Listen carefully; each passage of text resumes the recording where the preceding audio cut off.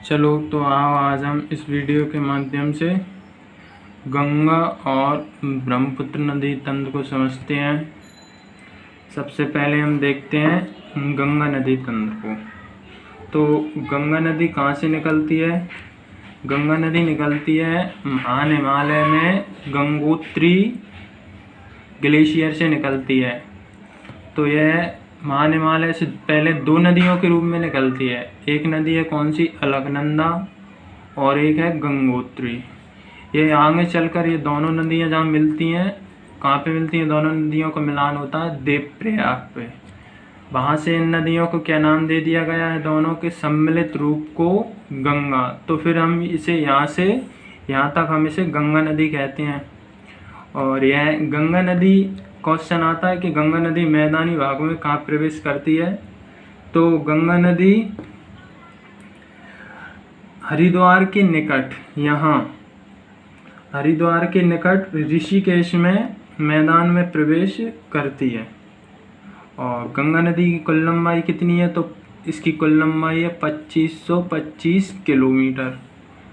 और गंगा नदी को 4 नवंबर 2008 को इसे राष्ट्रीय नदी घोषित कर दिया गया है। अतः इसे जीवित नदी के समान दर्जा दे दिया गया है। जिस तरीके से एक जीवित इंसान को दर्जा होता है, उसी तरीके से गंगा नदी को भी जीवित मान लिया गया है सरकार ने। कब से? 4 नवंबर 2008 से, और इसे राष्ट्रीय नदी का भी दर्जा दे दिया। अब हम देखते हैं गंगा नदी की अन्य सहायक नदियों को। तो क्वेश्चन बनते हैं कि दाएं पक्ष की कौन नदियां हैं, बाएं पक्ष की कौन नदियां हैं। तो सबसे पहले हम देखते हैं दाएं पक्ष की, मतलब राइट हैंड साइड। ठीक है, तो राइट हैंड साइड में सबसे पहले देखते हैं हम यमुना को। यमुना नदी कहाँ से निकलती है? यमुना नदी निकलती है यमुनोत्री से, उत्तराखंड में है यह। यमुनोत्री ग्लेशियर से निकलती है यमुना नदी। यमुना की कुल लंबाई कितनी है? 1385 किलोमीटर यमुना की कुल लंबाई है। और यह यमुना नदी यहाँ से होते हुए इलाहाबाद में मिल जाती है। और एक क्वेश्चन यह भी बनता है कि यह गंगा नदी सर्वाधिक किस में? उत्तर प्रदेश में बहती है। उत्तर प्रदेश में कितनी लंबाई में बहती है? यहाँ से यहाँ तक यह बहती है 1150 किलोमीटर में। यमुना को भी हमने देख लिया। अब देखते हैं हम चंबल को। तो चंबल नदी कहाँ से निकलती है? चंबल नदी निकलती है इंदौर में, महू के समीप जनापाव पहाड़ी है, वहाँ से निकलती है चंबल नदी। इसकी कुल लंबाई कितनी है? तो इसकी कुल लंबाई है कितनी? 965 किलोमीटर। और यह यमुना में कहाँ पे जाके मिलती है? इटावा में। और इसके बाद हम देखते हैं बेतवा को। तो बेतवा नदी की कुल लंबाई कितनी है? 480 किलोमीटर। और यह यमुना में कहाँ मिलती है? यमुना में मिलती है हमीरपुर में। और यमुना गंगा में कहाँ मिलती है? यमुना गंगा में मिलती है इलाहाबाद में। और जिसका अभी नाम परिवर्तन कर दिया गया है, तो इसे प्रयागराज कहते हैं। हम इसका नाम प्रयागराज कर दिया गया है। और हम भारतीयों में इसके प्रति काफ़ी श्रद्धा होती है। इसके संगम पे स्नान किए जाते हैं और काफ़ी श्रद्धा है हम भारतीयों में इसके प्रति। अब देखते हैं हम किसे? सोन नदी को। तो सोन नदी कहाँ? अमरकंटक से निकलती है सोन नदी।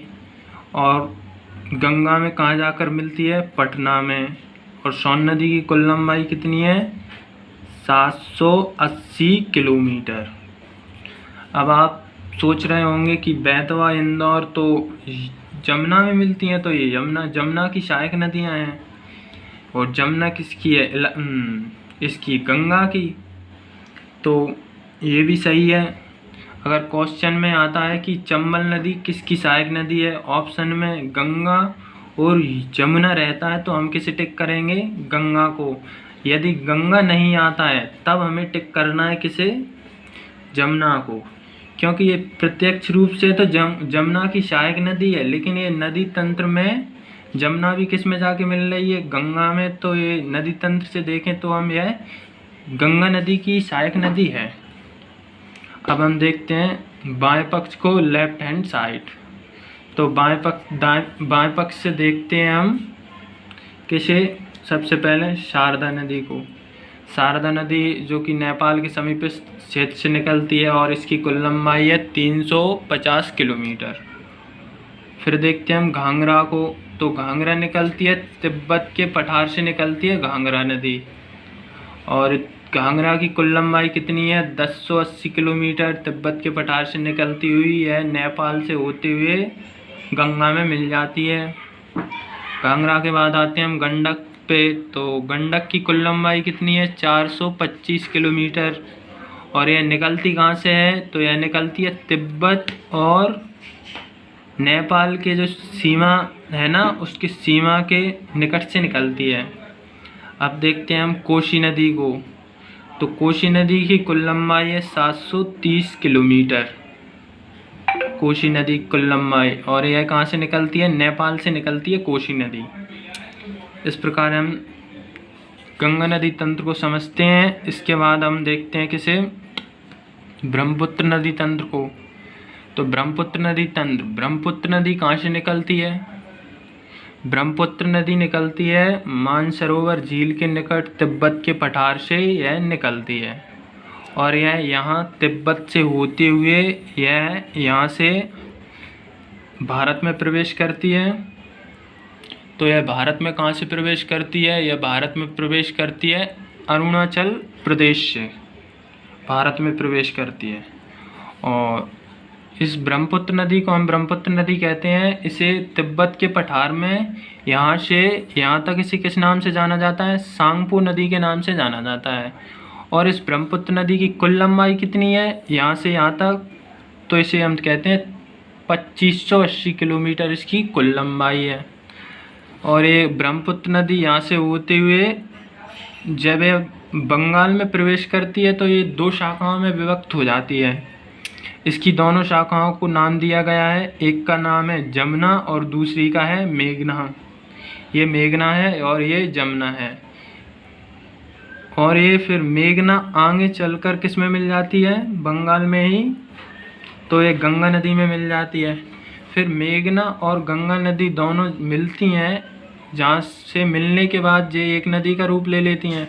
तो इस एक नदी को क्या कहते हैं हम, पद्मा नदी, पद्मा नदी कहते हैं। और पद्मा नदी कहते हैं, और पद्मा नदी मतलब कि गंगा और जमुना मेघना सम्मिलित रूप हो जाता है इनका। ये आगे चलकर डेल्टा का निर्माण करती हैं, सुंदरबन डेल्टा। और सुंदरबन डेल्टा विश्व का सबसे बड़ा डेल्टा है जो कि नदी द्वारा बनाया जाता है। और ये किसके लिए जाना जाता है, सुंदरी नामक वृक्ष के कारण यह सुंदरबन काफ़ी प्रसिद्ध है। और सुंदरबन में रॉयल बंगाल टाइगर भी पाए जाते हैं। सुंदरबन डेल्टा को नेशनल पार्क कब घोषित किया गया, तो इसे 1954 में नेशनल पार्क घोषित किया गया है। किसे, सुंदरबन डेल्टा को। यह विश्व का सबसे बड़ा डेल्टा है। अब आपको लग रहा होगा कि ये विश्व का है तो ये भारत की नदी द्वारा बनाया गया है तो ये भारत का भी होगा, लेकिन ये भारत का नहीं है। क्यों नहीं है, क्योंकि इसका 60% भाग बंगाल में आता है, 40% भाग भारत में आता है। भारत का सबसे बड़ा डेल्टा कौन सा है, तो भारत का सबसे बड़ा डेल्टा कौन सा है, वो है भीतरकनिका। और ये कहाँ है, उड़ीसा में है। भीतरकनिका है जो, वो उड़ीसा में है। और अब हम देखते हैं ब्रह्मपुत्र नदी की सहायक नदियों को। तो ब्रह्मपुत्र नदी की सहायक नदियों में हम देखते हैं तीस्ता, जिसकी कितनी कुल लंबाई कितनी है, 414 किलोमीटर। और एक है मानस, तो मानस की कुल लंबाई कितनी है, 400 किलोमीटर। और एक है स्वर्णसिरी। अब ये है किससे, दाएं पक्ष की नदियां हैं ये, तीस्ता, मानस, स्वर्णसिरी। और इस ब्रह्मपुत्र की बाएं पक्ष की सहायक नदियां कौन सी हैं, कपोली और देहांग। देहांग की कुल लंबाई कितनी है, तो देहांग की कुल लंबाई है 380 किलोमीटर। और एक अधिकतर क्वेश्चन बनता है कि जमुना नदी है ना, ये जमुना नदी के किनारे कौन कौन से शहर बसे हुए हैं? तो जमुना नदी के किनारे बसे हुए शहरों में हैं कौन कौन से शहर? एक तो है दिल्ली, दूसरा है मथुरा, तीसरा है आगरा। ये तीनों शहर जमुना नदी के किनारे बसे हुए हैं। इस प्रकार हम नदी तंत्र, दोनों नदी तंत्र को समझते हैं। अगर वीडियो अच्छी लगी हो तो लाइक करें तथा चैनल को सब्सक्राइब करें।